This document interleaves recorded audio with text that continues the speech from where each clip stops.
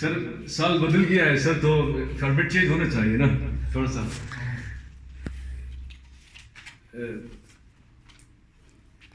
اردو مشاعرے کی جب ہم بات کرتے ہیں سر، تو عجیب بات ہے کہ ہندوستان کی ادبی تہذیب کا جو ایک مرکب رہا ہے، ایک دلکش رنگ رہا ہے، اس کا جو آغاز ہے وہ عرب سے ہوا ہے. وہاں پر میلے لگتے تھے، قصیدے بڑے زبردست داد و تحسین کے ڈونگرے برسائے جاتے تھے. لیکن عجیب اتفاق ہے کہ اردو غزل جو کہ فارسی سے آ گئی ہے، فارسی روایت میں اردو مشاعرے کا کوئی رنگ نہیں رہا ہے. وہاں پر ایسا ہوتا تھا کہ کتابی غزل کی ہو، شاعری کی ہو، تو وہ ادبی مراکز میں مباحثے ہوتے تھے کتاب پر، اس کے محاسن اور مائل بیان کیے جاتے تھے. کسی دریا کنارے پر جاتے تھے، وہاں پر بیٹھ کر ادبی مباحثے ہوتے تھے، شعر کے محاسن اور مائل بیان کیے جاتے تھے. لیکن داد و تحسین کو مایوس سمجھا جاتا تھا وہاں پر ایران کی روایت میں. ہندوستان میں آ گیا اور 17ویں صدی کے بعد جب ولی دکنی، بڑا نام ہے، ادب سے شغل رکھنے والوں کو پتہ ہے، اس کے بعد اردو مشاعرے کا آغاز ہو گیا. اور 18ویں صدی کے نصف کے قریب جو شاہ ابرو تھے، حاتم تھے، تاج الدین خان آرزو، جس کا مشہور شعر ہے کہ چلی سمت غیب سے ہوا کے چمن ظہور کا جل گیا، مگر ایک شاخ نہال غم جسے دل کہیں سو ہری رہی. پھر اس کے بعد میر کا دور ہے، میر درد کا دور ہے، سودا کا دور ہے، میر تقی میر کا دور ہے. پھر اس کے بعد لکھنؤ منتقل ہو جاتا ہے، وہاں پر انشاء ہے، جرت ہے، مصفی ہیں، پھر انیس اور دبیر کے مارکے ہوتے ہیں. پھر اس کے بعد دلی میں غالب ہیں، مومن ہے، ذوق ہے، دربار کے مشاعرے ہیں. کہنے کا مطلب یہ ہے کہ وقت گزرنے کے ساتھ ساتھ جب جدید ایجادات آ گئیں تو اس کی وجہ سے ادبی جو کلچر ہے اس میں مشاعرہ جو ہے وہ اپنی اہمیت کھوتے جانے لگا. اس کے پیچھے یہی جو آج ہمیں نظر آ جاتا ہے، یہی ہلکے اب جس کرونا ہم روتے رہتے ہیں. اب مختصر یہ کہ آج کے دور میں ادب کو زندہ رکھنے کے لیے، شعری کلچر کو فروغ دینے کے لیے جتنی اہمیت مشاعروں کی ہے، شاید فاسٹ میڈیا میں ٹیلی ویژن کی اتنی نہیں ہے، چاہے وہ یا سوشل میڈیا کی. کیوں؟ کیونکہ انہی نشستوں میں آمنے سامنے بیٹھ جاتے ہیں، جو کوئی غلطیاں ہو جاتی ہیں تو فوراً وہ سامنے آ جاتی ہیں اور یوں اصلاح کا ایک راستہ کھل جاتا ہے. ابھی پچھلے جو کچھ برس گزر گئے سر، ان میں گلگت کے جو ادبی رویے ہیں بہت فاسٹ ہو گئے. ادب جو ہے وہ ہر ایک کی رسائی میں آ گیا سوشل میڈیا کی شکل میں، جس کی وجہ سے معیار پر سوال اٹھنے لگے، بھیڑ زیادہ ہو گئی، زیادہ جو ہے وہ عام ہو گیا شعر کہنا، جس کی وجہ سے معیار جو ہے وہ کہیں نہ کہیں اس پر چوٹ لگنے لگی.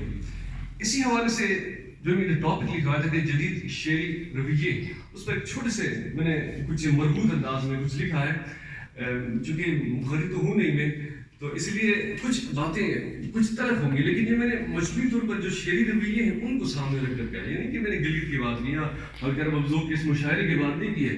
مجموعی طور پر جو ادب کے اندر جو ادبی جمود طاری ہو گیا ہے، یا جو معیار کے حوالے سے جو بہت کچھ کہا جا رہا ہے، تو وہ کہاں پر ہے، تھوڑی سی نشاندہی کرنے کی کوشش کی ہے کہ سر شاعری کیا ہے. در حقیقت ایک خردبین سمجھ لیں، جسے چھوٹی چھوٹی چیز اس میں بڑی کر کے پیش کی جاتی ہے، بڑی نظر آ جاتی ہے. بالکل شاعر بھی سماج کے رویوں کو، چہروں کو، اس کے قدروں کو بڑا چڑھا کر بیان کرتا ہے.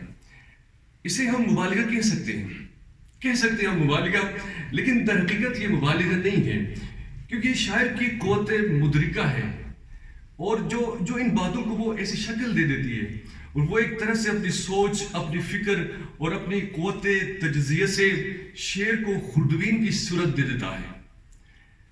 اب اس کا مطلب کیا ہے سر؟ اس کا مطلب کیا ہے کہ یہ شاعر، یہ ادیب، یہ قلمکار، ان کا بہت بڑا فریضہ ہوتا ہے، بہت بڑی ذمہ داری ان کے کندھوں پر ہوتی ہیں. سر میں ایک لیکچرار ہوں سر، FPSC نے مجھے پاس کیا، تبھی میں یہاں پر آ کر ایک کالج میں پڑھا سکتا ہوں. لیکن ایک سوال ہے کہ ایک شاعر اور ایک ادیب کے لیے کوالیفیکیشن کیا ہونی چاہیے؟ اس کے پاس صنعت شعر گوئی کیا ہے؟ جب وہ سماج سے متعلق انسانی احساسات کو، جذبات کو جب وہ بیان کرتا ہے، تو اس کے پاس کون سی سرٹیفکیٹ ہے کہ وہ ایسی اہم باتیں کرتا ہے؟ ایسی کون سی خصوصیات ہے جو سماج اور انسانی رویوں کا اسے ترجمان بناتا ہے؟ یہ قابل غور نکتہ ہے سر. جیسے ترنم و نغمہ سرائی کے لیے فن موسیقی پر عبور لازمی ہے، اسی طرح عروج سخن کے لیے کمال فن بھی لازمی ہے. اور یہ کمال فن کیا ہے؟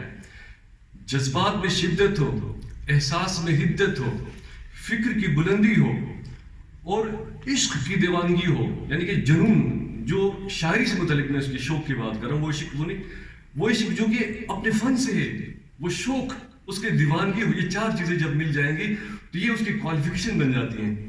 ایک شاعر جس کو مصور کائنات کہا جاتا ہے، اس کی قابلیت بھی غیر محدود ہونی چاہیے. جس قدر قابلیت وسیع ہوگی اور نظر بلند ہوگی، اسی قدر اس کا تخلیقی کی اساس جو ہے وہ قابل قدر ہوگا. ورنہ آج کی جو فاسٹ میڈیا ہے اس کی ہم آہنگی میں کم از کم یہی ہو رہا ہے کہ ڈھنگ سے کسی بڑے شاعر کی کتاب پوری پڑھی نہیں ہوگی، مگر خود کو غالب اور مومن اور اقبال اور فیض یا آج کے جون ایلیا کا ہم پلے ثابت کرانے پہ اتراتے پھرتے ہیں. پھر اس کا مجموعی اثر ادب کے رویوں اور شعری رجحانات پر پڑتا ہے اور ایک پھسا، ایک بے رنگ اور بے ذائقہ ادبی ذوق پیدا ہونے لگتا ہے. یوں شاعری سخن بازاری کی شکل اختیار کر جاتی ہے.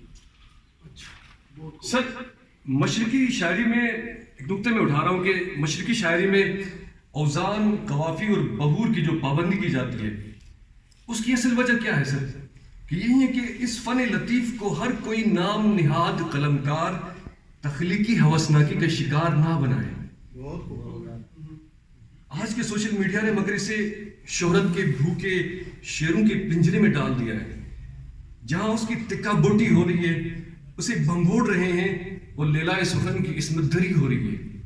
اس افراد و تفرید کے برعکس جب تک شاعری ان افراد کے لیے مخصوص رہی جنہوں نے اسے حرز جاں بنا لیا، جنہوں نے محنت کی، جنہوں نے تجربے کو، مشاہدے کو اور مطالعے کو اپنے فن کا لازمی حصہ بنا دیا، ان کے لیے تحسین سخن شناس لوگوں کی ضرورت ہوتی ہے. تحسین سخن شناس، اور یہ یہاں مل جاتے ہیں، اچھے شاعر مل جاتے ہیں جو اچھے شعر کی داد دیتے ہیں، اس کی حوصلہ افزائی کرتے ہیں. وہ سوشل میڈیا میں ایک شعر کی طرح جتنا بھی اس کے اندر سطحیت ہو، جھول ہو، نیچے کمنٹس میں لائک اور اچھا کرتے ہیں، اور وہ خود کو میر اور غالب کا ہم پلے سمجھنے لگ جاتے ہیں. سر اس افراد و تفرید کے برعکس جب تک شاعری ان افراد کے لیے مخصوص رہی جو جامع العلوم تھے، انسانی سماج اور انسانی رویوں کے مزاج اور مذاق شناس تھے، تب تک آبروئے سخن جو ہے وہ اہل سخن تھی. تب تک آبروئے شیوہ اہل سخن تھی.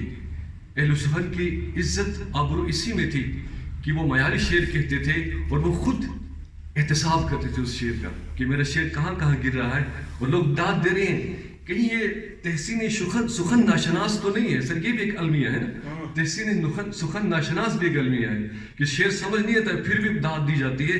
اور یوں ان ساری ادبی بدچلنیوں کی اصلاح تبھی ممکن ہے کہ مشاعری شعوری جذبے اور خلوص سے منعقد کیے جائیں. یہ گزارش میں بارہا کرتا رہا ہوں کہ مشاعری شعوری جذبے اور خلوص سے منعقد کیے جائیں. بڑے شعراء محض بڑائی کے بھرم میں نہ رہیں یا زوم میں نہ رہیں، بلکہ نوآموز شعراء کے فنی اور تخلیقی اسقام کی اصلاح کر لیں. اور اس کے لیے 2019 کا حلقہ ارباب الذوق کا مشاعرے کے رویے جو ہے وہ بدلنا ہوگا. سر ہفتے میں 2 مشاعرے کرنے، 3 مشاعرے کرنے کمال نہیں ہوگا، بلکہ ایک بھی مشاعرہ ہو جائے اور اس کے اندر مختلف فارمیٹ پیش کیا جائے. 12 13 15 سال سر اس حلقے میں اپنی جوانی کھپائی ہے اعزاز کے ساتھ. سر آج مجھے اتنا حق ملتا ہے کہ 2019 کے آغاز میں یہ ریکویسٹ کر لوں کہ اس کا فارمیٹ آپ چینج کر لیں. بہت پڑھے لکھے لوگ موجود ہیں، بہت اچھے شاعر موجود ہیں اس گلگت کے اندر، سر نظر نہیں آتے.